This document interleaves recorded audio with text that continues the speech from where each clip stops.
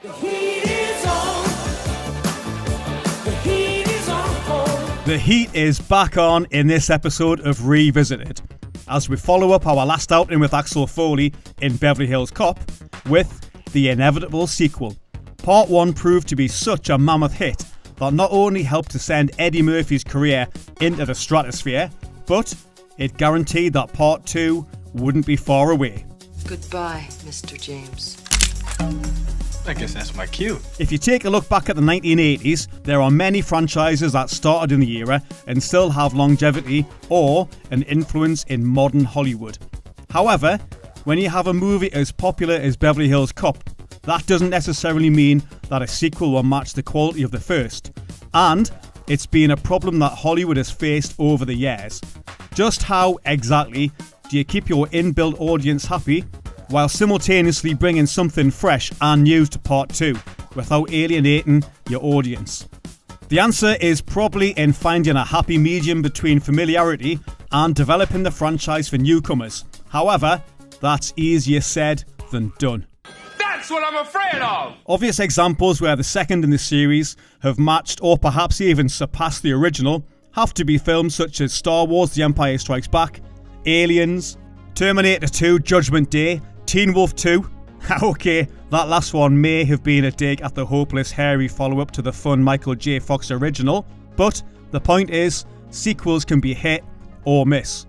Teen Wolf 2 isn't alone in being a howling disaster, as the 80s and other decades onwards have delivered some prize turkeys from time to time. Staying Alive, Highlander 2 The Quickening, The Sting 2, Speed 2 Cruise Control. The aforementioned titles are all examples of movies that completely shat on the original. However, what I'm getting at is, if done the right way, sequels can be an awesome way to follow up a classic original, or just a shameless cash-in. I do believe we have a miss. However, which way did Beverly Hills Cop 2 go?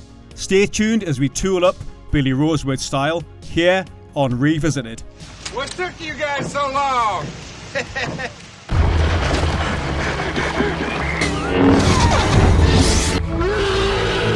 So unnecessary. Looking back on the year in which Beverly Hills Cop 2 arrived, 1987, audiences were spoiled by many classic movies that lit up movie theatres. Just consider the following list, and if only modern day movie making had the same level of originality, we'd all be rushing to our local multiplexes in droves.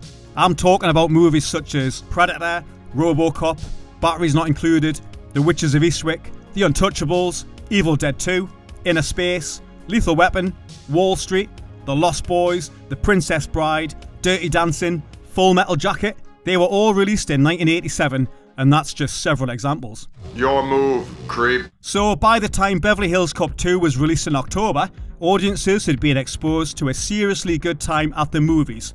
That's not to say there's a glut of originality in modern filmmaking, far from it, but it would be great to see the studios take a punt on some more original ideas, rather than relying on existing franchises or superheroes for audiences to fork out for.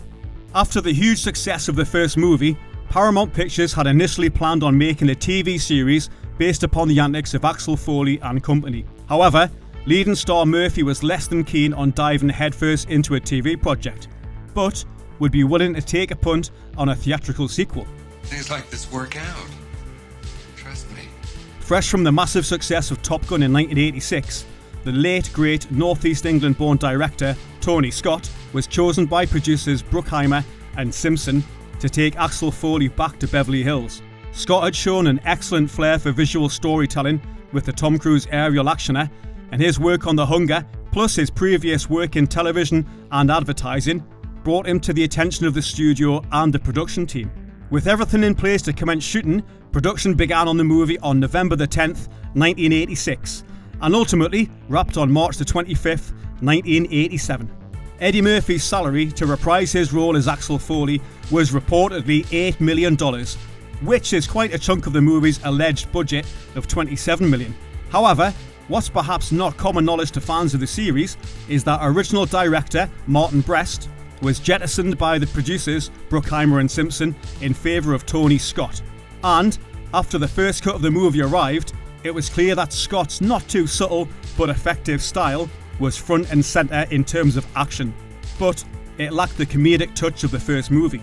The script shot by Scott didn't have enough gags for the producers' liking, so, despite being impressed by the action beats, they ordered rewrites and subsequently reshot several scenes with more humour. Returning for the sequel, naturally, is Eddie Murphy as the wisecracking cop Axel Foley. I'm going so deep, sir, you not even know where people going to try to page me. Axel, and no answer, because I'm going to be deep undercover. As well as detectives Taggart and Rosewood, again played by the irrepressible John Ashton and Judge Reinhold. We also get more of RoboCop veteran Ronnie Cox, who plays an important part in how the narrative develops. Probably the most notable addition to the cast has to be the Danish Amazonian-esque Bridget Nielsen as Carla Fry, a proper wrong'un and a thorn in the side of Foley throughout the movie.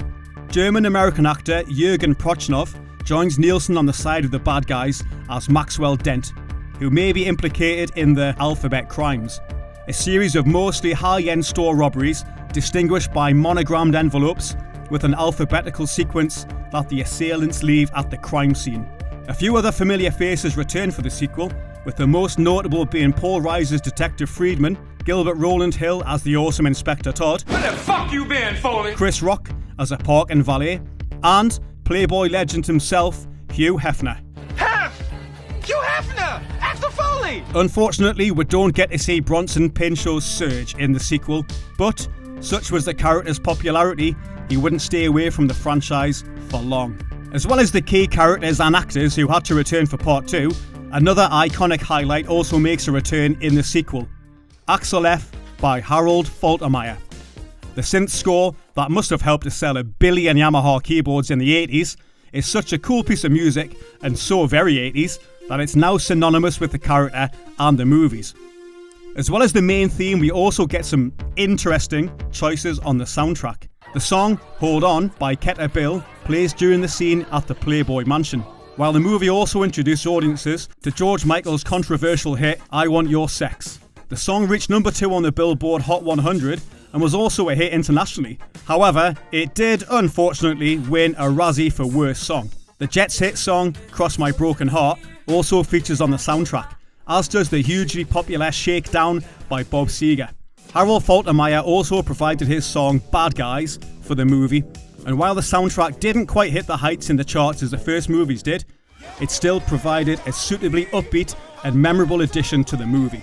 As I'll touch upon a little later in this retrospective, Beverly Hills Cop 2 polarised critics when it was first released. While I found it to be a worthy sequel when I first saw it as an impressionable young lad, I've always been in two minds about it ever since. This is the perfect opportunity then to reappraise the film, and I actually appreciate the movie more now than I think I initially did. Sure, the shift in tone that the late great Tony Scott brought to the franchise is a little jarring at first, and you can see why they shoehorned in some extra gags, but that harder edge works in the movie's favour. Scott had great fun choreographing set pieces, shootouts, dangerous chase scenes, so much so that the polished shine he displayed in previous movies really stands out here. The erotic melodrama of 1983's The Hunger may seem like a world away from Beverly Hills Cop 2, but that visual panache is here, and Scott channels as much of the testosterone-fueled mayhem in Top Gun as he can with the action scenes. Also, would anybody have expected Uber producers Don Simpson and Jerry Bruckheimer to not bring anything other than just a facsimile of the first movie, but with more bang for your buck in the sequel? Set 3 years after the events in Beverly Hills Cop, the sequel sees Eddie Murphy's streetwise detective Axel Foley return to the city after an assassination attempt on his friend Captain Andrew Bogomil, played of course by RoboCop legend Ronnie Cox. The action is set against the backdrop of an endless string of violent smash and grab robberies, known, as we mentioned earlier, as the Alphabet Crimes. Detectives Rosewood and Taggart are struggling to solve the case. Their pursuit leads them and Murphy's Axel Foley into another life or death mission. The concept is pretty sound, and the inclusion of Nielsen is a great move. The Danish Amazonian had just come off a trio of roles that saw her star on the rise. The fun but flawed Red Sonja in 1985, and a double bill with Sly Stallone in Rocky IV, also from 1985. Plus action crime thriller Cobra from 1986. Nielsen was married to Sylvester Stallone at the time, and there's a few scenes poking fun at his movies throughout the film, suggesting some tension behind the scenes.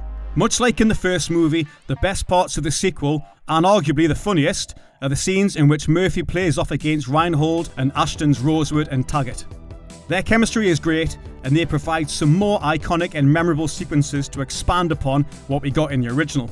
Also, while Bridget Nielsen and Jürgen Prochnov make great villains, their evil scheme involving a multi-million heist seems to be slightly convoluted and more elaborate than it needs to be.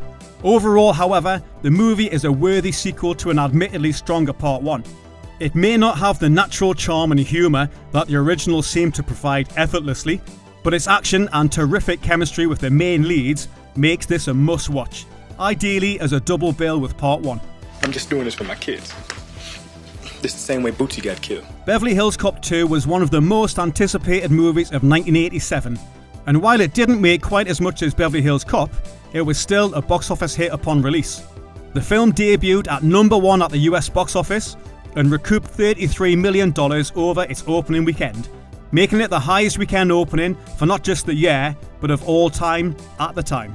It ultimately grossed almost $154 million in the US and Canada, and was the third biggest hit that year, domestically, coming in behind the Bunny Boylan Fatal Attraction and hit comedy 3 Men and a Baby. Its final gross worldwide was $276 million, making it the second highest grossing film of the year. Again, being beaten by Glenn Close's fluffy bunny-hating thriller Fatal Attraction. Critically, the movie was met with a predictably mixed reception. On Rotten Tomatoes, the film has a 46% rotten rating, based on 39 reviews, while the site's critical consensus reads, Eddie Murphy remains appealing as the wisecracking Axel Foley, but Beverly Hills Cop 2 doesn't take him, or the viewer, anywhere new enough to justify a sequel.